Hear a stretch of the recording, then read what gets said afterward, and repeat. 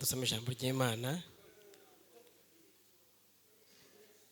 mu gitabo cy'Izakozwe n'Intumwa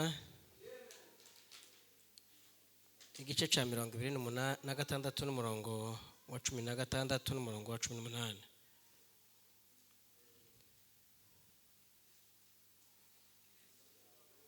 Igice cya 26 cy'igitabo cy'Izakozwe n'Intumwa umurongo wa 16 n'uwa 18. Bibiliya iravuze ngo 26, 16 na 18 mu gitabo cy'Izakozwe n'Intumwa. Bibiliya iravuze ngo ariko haguruka uhagarare kuko igitumye kibonekera ari ukugira ngo ngutoranye nkugire umukozi wanje n'umugabo wo guhamya ibyo ubonye n'izo nzakubonekerana, ngukize ab'ubwoko bwanyu n'abanyamahanga ari bo ngutumyeho kugira ngo ubahumure amaso nabo bahindukire bave mu mwijima baje mu muco, bave no mu butware bwa Satani baje ku Mana, bahereko bababarirwe ibyaha byabo baraganwe n'abejejwe no kunyizera. Amen. Dushimye Imana ise mwami wa Yesu Kristo iduhaye uyu mugoroba mwiza wo kuba imbere yayo abangana gutya. Imana yabikoze niyabwe icubahiro. Shimye Imana yabanye natwe mu rugenzi tugashika neza.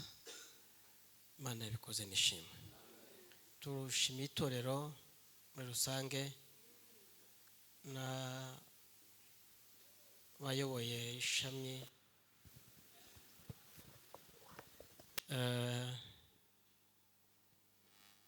y'abanyamasengesho, abagize icyo bakora n'abatekereje ko tubana uyu mugoroba. Imana ibaheze umugisha. Ndashima ko Imana yagize neza tukabonana nawe mwese. Imana yabikoze nishimwe. Ushize twaciye ari ku mugoroba dutambuka, ariko ndashima Imana kuko tuzagumana iminsi uko Imana izabishaka. Imana yabikoze nishimwe. Nanezerewe kubwo kubabona mwebwe mwese. Ntagize uwo mvuga ngo ndeke uwundi, ariko ishusho yanyu mwese muri twebwe iratunejeje.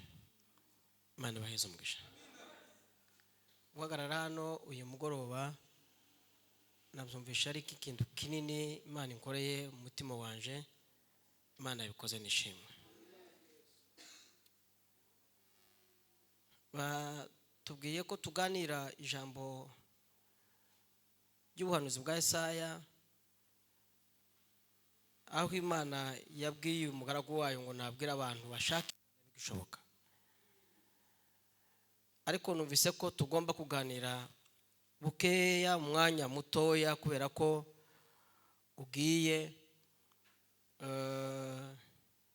impamvu imwe gusa cyangwa zibiri. Kubwiriza ari ngombwa, kuvuga ubutumwa bwiza ari ngombwa. Niturangiza tuzabona gukorera. Amen.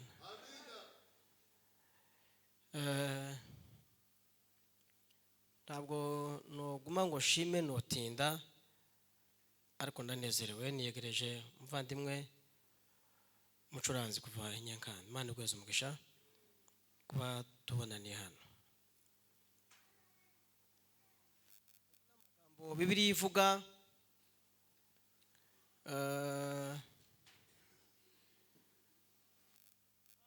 amaze kubwiriza ubutumwa bwiza, hari aho yagiye abwiriza bene wabo bagahaguruka bakamuca inyuma bakaja kugumura imidugudu bakavuga ngo yigishije irindi zina, yavuze ko hariho umwami yavuze ko hariho ubundi mwami wavutse unyuranye n'uwo dusangamo. Amena. Bibiliya izitubwira ngo amaze kubwiriza i Tesalonike, abantu ngo barahaguruka baje impaka, baja mu batware n'abakuru b'imidugudu, baravuga ngo wa wundi babandi bubitse isi bageze nino, kandi Yansoni ni ubacumbikiye. Amen. Bati bari kwa Yansoni, muje kumureba, babandi bubitse isi bari kwa Yansoni riyepfo. Bati kandi yazanye izindi nyigisho zitandukanye n'izo twebwe tuzi. Bati kandi yazanye karavuga ko ari wundi mwami wavutse, wundi mwami hayavuga tutazi.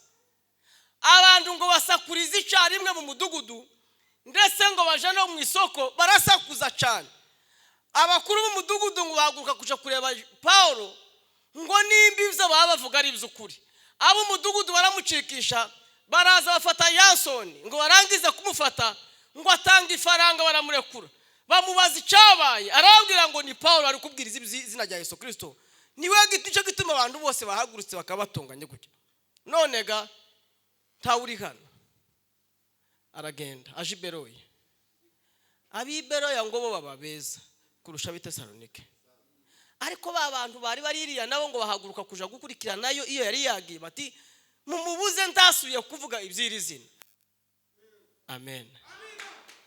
Abayuda bamaze kumurega, arafatwa araba. Haza hari umutware Feliki, amushira mu nzu y'imbohe, ngo amutumira umunsi umwe kugira ngo yiregure imbere ya Paulo, ngo yiregure imbere ya rubanda. Kandi ngo byari byanditswe kuko bagomba umuntu w'imba yarezwe, ngo agomba kuzohagarara akaje imbere y'abantu bamureze bakavuga ivyo bamushinja, kandi ngo nawe yarangiza akiregura. Bibiliya yanje yavuye gute? Feliki ngo amaze kumva amagambo Paulo yireguye, ngo akenera kuko Paulo yomureza ku ifaranga z'inyungu kugira ngo amurekure indamu, ngo amurekure. Ngo amagambo ya Paulo ngo amucumita mu mutima, ngo ariko ntiyahindukira, ngo abwira Paulo ngo subirayo, nzosubira ngo uhamagara ubundi, nzosubira ngo utumire undi munsi uzoza usubira wiregure. Igitabo kivuga ko kwihana, kiravuga ngo kwihana ntabwo ari ukwemera kuko uri umunyazaha. Amen. Ntabwo kwihana ari ukwiyemeza kuri umunyacyaha. Baravuga ngo Feliki iyo yaje kuba uko yari yemeye kuko ari umunyabyaha imbere ya Paulo, ngo yaje kuba kwemera ko ari umunyabyaha byari bihagije ko umuntu yo kwama yirega akamukristo ubwo ngubwo, ngo yari kuba yitunganyije. Ngo ariko umutima waramushinje ngo arangize ngo ntiyirega. Bivuga iki? Bivuga kuko umuntu wese wumvise ko umutima wamushinje ko ari umunyabyaha, iyo atabyatuye ntibiba bihagije ko yobabarirwa. Amena. Tayindi mana.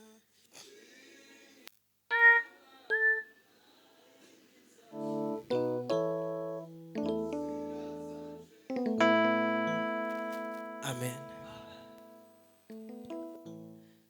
Paulo Feliki arasimburwa na Festo. Festo ngo asubireho, ahasubiriye ngo barasubira baza imbere yiwe, baza kumurega. Ariko ngo baza Paulo ngo se uremera kujuririra ukaje Yerusalemu, woja kuwojurira basi kajurira ukagenda? Bati birashoboka. Festo aganira amagambo ahuye na magambo kwa kutuvuga, ahura na Agripa aje kumusobanurira amagambo ya Paulo.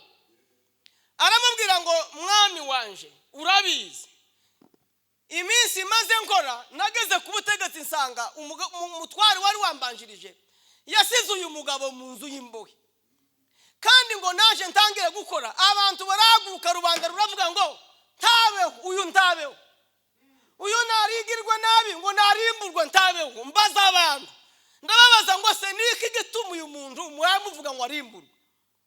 Ngo banganirije ngo numva ni izidini ryabo, ngo n'uwundi mugabo wapfuye ngo witwa Yesu, kandi ngo Paulo ari mu kuvuga kuko ngo ari muzima. Bati mbyitegereje nyagasani mbura uko nca urubanza, none ga nawe namukuzaniye Agripa umenye uko wacu urubanza. kandi reka nkubwira twiherereye uyu mugabo naje kuburana umbwire uko nandika ku rubanza rwiwe zoba ari iby'ubuswa mbaye nanditse amagambo gusa umuntu nkamwohereza mu rukiko ndafite kuntu nanditse ngo uyu muntu aregwa ikicaha none Nyagasani umfashe umwumve mbere yuko aje kuburana ubanza wumve izo agomba kuvuga niwumva ari ngombwa umbwire ibyo novuga ngo ndaje kuvuga iby'ubuswa suko bibire mu bweba bwiwe. Amen. Ayimana we. Sandi man. Hallelujah. Hallelujah. Agripa ahamagara Paulo aramubwira ngo Paulo ngwino biregure. Naho murema. Sisa gutangarira nini cyane. Agripa ngo abwira Paulo ngo niregure. Paulo ngo ahaguruka kwiregura ngo abwira Agripa n'abari bahagaze aho hantu ngo aramubwira ngo uranze nejejwe icambere yuko ngiye kwiregura kuri wewe bati kuko wewe uzi izi wacu ndetse n'ivy'idini ry'iwacu rari amagambo ngiye kuvuga sigishitsi kuri wewe urayazi ico nico kinejeje ko ngiye kuvuga kama ngiye kuvuga ivy'iwacu kandi ubizi. Amina. Paturabizi uzi n'idini ryacu ry'abafarisayo uryo nari ndimo urarizi ukuntu nari toteje nagiye benshi mbaye ntoteza abantu nabagirira abandi nabashize mu nzu y'imbo abantu barashwe narabakubise n'abatoteje mbafata nabi mbagirira nabi mbahora iby'izina rya Yesu Kristo kandi rero nkubwire muvandimwe dore ijambo rimwe mbayezira ngoko ndazira kuko nabwirije Yesu Kristo yapfuye akazuka ese kuvuga ko Yesu Kristo yapfuye akazuka zobishaha batinayo magambo kandi urabizi nawe urabizi uzi uko nari n'abangaba barabizi ngo buce umunsi umwe mbaye mbwiriza ni mu rusengero barandega baza kumfata ngirirwa ubuntu n'Imana yanje ingirira neza nico gituma mbonye ngiyagaze none ahangaha igitira ngiyagaze n'Imana yagiriye neza ariko iyo bija kuba atari Imana imbona rapfuye. Amen. Amina. Nayo makuru mbaye ndeko kandi ni ngombwa ko ndazira kuko mpamagura Yesu Kristo wapfuye akazuka ese batese kuvuga ko Yesu yapfuye akazuka kibaye icaha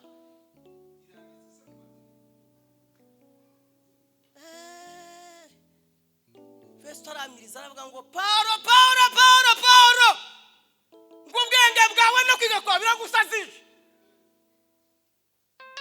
Paulo ngamusubiza kwijwi rirenga ngo aramubwira ngo sinsaze amagambo mpaye mvuga ngo ni mazima kandi ifite ubwenge buhagije. Amen. Ko ndavuga ibyo nzira bati ubuzeho gatoya warugiye kumpi abatoya yewe tikabe gatoya bati nigashake kabe kanini bati kandi si wowe wenyine gusa mpaye nshaka bati n'abandi bose banumva bakumva amagambo mpaye mvuga bati cyamba bagahinduka bakamera nkanje batari ko nzi bamera nkanje ku ngoyi. Amen. Atukuzwe.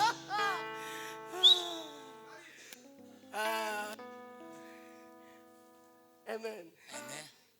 Imirimo ye nabyigibarika nijirondoreka irenze ubwenge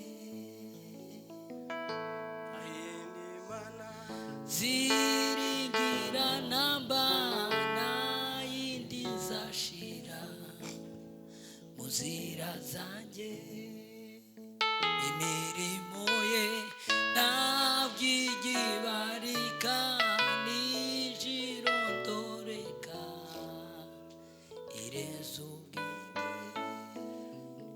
Amen. Amen.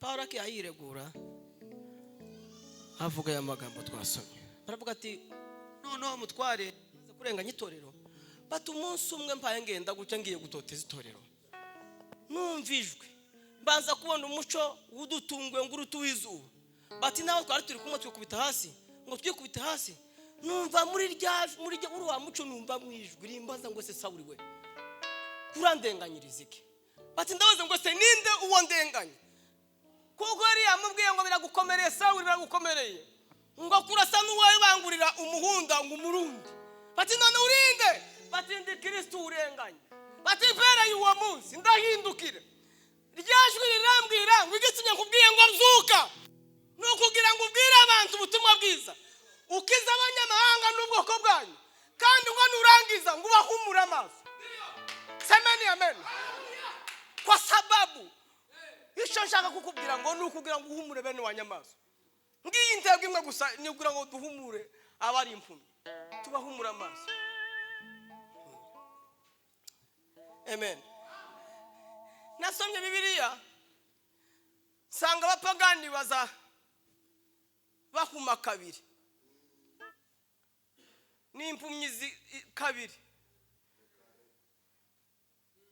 umva ukuntu Bibiliya yanje yambwiye birambwiye ngo bazaba bimpumye ngo kugira ngo batamenye ubwabo ko bayobye ako nakambere babaye impumyi. Paulo yandikiye abikorinto gute pastor yabwiye abikorinto mu Rwanda rwa 2 igice cya 4 n'umurongo wa 4 yaravuze ngo igituma ubutumwa bwiza butwikiriwe ngo butwikiririwe abarimbuka ngo abo isi y'umwijima yamaze guhuma amaso yawe y'imitima. Umva ukuntu Bibiliya yanje yabwiye tibazaba bimpumyi z'amaso abona bazaba bimpumyi z'umutima semeni amena ngo kwa sababu shetani amepofusha macho ya kiroho yafashe ngo amaso y'umutima ngo arayubika bazabagenda nubwo bazabagenda kumanywa ariko ngo ni impumyi. Irya mbere ngo ni impumyi yuko batamenya kuko bayobye ngo irya kabiri ni impumyi ngo zo kugira ngo batabona ukuri kw'ijambo ry'Imana. Amen. Ni impumyi za mbere umenye uko bayobye ishaka gute iyo witegereje nicyo kiza gituma uzusanga umuntu w'umugabo azamwa agahuza k'umwana w'uruhinja akabutura k'umwana w'uruhinja umuntu w'umugabo akakamwa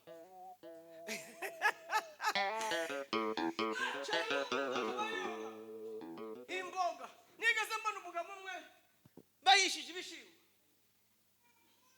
azana agasafuriya agashira hagati y'amaguru haji wacu kizingo arabirumanga ntakiyiko taki yamarumanga isafuriya arayirumanga ngo tuje kwinjira mu dusanga karakombo twanyuma isafuriya utwanyuma kubera iki nuko akumye n'impumyi nishapfite Paulo yabwiye Imana yabwiye Paulo iramubwira ngo Paulo we ngiki gitumye ngo wagubwira ngo waguruke no kugira ngo ugende ukumura impumyi kandi ubabwire kuko semeni amena atukuzwe nurangiza kubahumura ngo ubahindure semeni amena amen. nurangiza kubahumura ubahindure cyangwa Paulo yabwiye yanditse igitashyize mu gice cya 3 harabango nuko mwiyane muhindukire ubwibza hazanye bihanagurwe mubashe kubona rwose ni nayo ngayabiri gusa ijya 3 ubahindura nurangiza kubahindura ngo babarirwe. Amen. Tugomba igituma tugomba kubwiriza no kugira ngo tubwire abantu tubereke akayira kandi dore bavandi. Amen. Amina. Kandi Bibiliya iravuga ngo izira umuntu wese ngo arayizi ndiyo yeba nubwo ari umuswa. Nigeze umwanditsi yanditse gute bose wanje umwanditsi yavuze ngo yaravuze ngo nakuye amategeko yanjye ku bisate z'amabuye ngo kugira ngo nyashira ku bisate z'inyama imbere ku mutima ngo kugira ngo umuntu wese ngo atazasubira kuvuga ngo ndiyeyemonye ngo kuko amategeko yanditse imbere ku mutima umuntu wese arayazi azayishaganya itegeko rikamubwira ngo usizini yasubira ngo usiroge usiyibebo rikavuga amagambo baravuga ngo nisho gituma nabikuye ku bisate zo mbishira imbere y'ibwi tawo kuyaguza ngo ndiyesomye arabizi biri imbere ku mutima we imbere nayo ngayo twatuma tubwiriza nuko wakiriho bamwe bakabagenda mu mwijima. Hariho bamwe ndetse tujana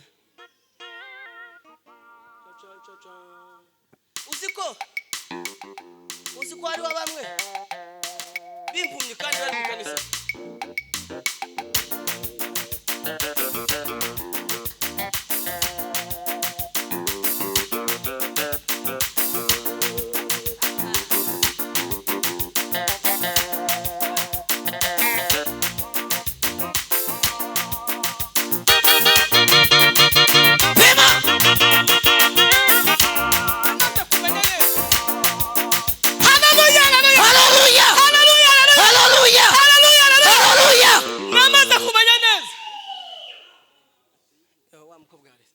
Namaze kumenya neza ko kubyina bitazabibuza umuntu kuba impumyi.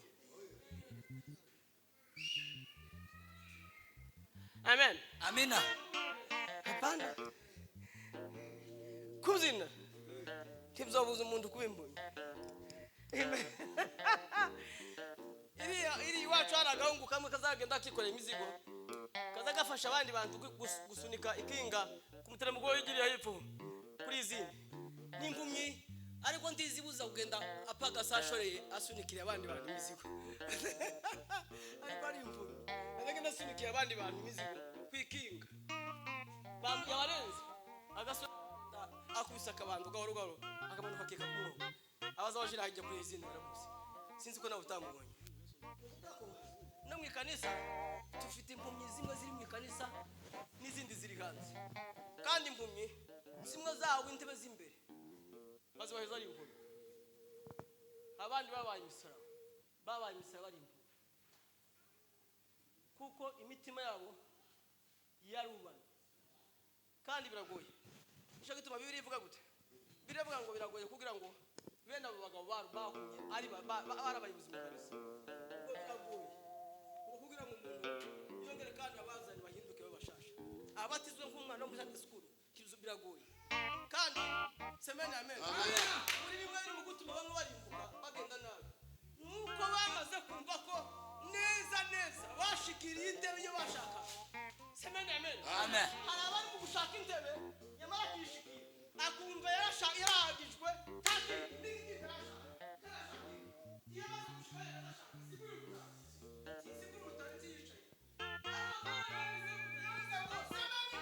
Amina.